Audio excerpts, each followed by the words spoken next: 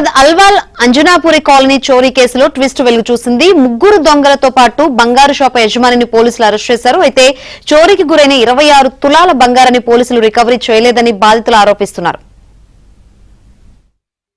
26 tolas silver, 25 grams cash 20,000 మొత్తం miss అయిపోయింది.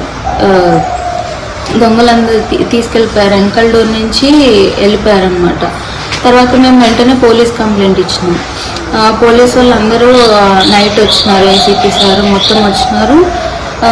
అప్పుడే మేము పోలీస్ స్టేషన్కి వెళ్ళి స్టేట్మెంట్ రాసి ఇచ్చేసినాము. ఎఫ్ఐఆర్ ఫైల్ అయింది. 31st రోజే దొంగల్ని పట్టుకున్నట్టు మాకు ఇన్ఫర్మేషన్ వచ్చింది. మమ్మల్ని నిన్న ఈవినింగ్ పోలీస్ స్టేషన్కి పిలిచారు. మీరే అడగండి దొంగల్ని, ఎంత దొరికిందో చెప్తారు అది ఇదని అనేసరికి మేము అడిగితే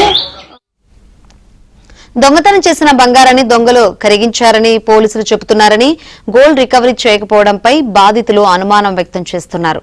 దొంగలను అరెస్ట్ చేసి బంగారం రికవరీ చేయకపోవడం ఏంటని ప్రశ్నిస్తున్నారు. పోలీసులను ఆశ్రయిస్తే న్యాయం జరగలేదని ఆవేదన వ్యక్తం చేస్తున్నారు.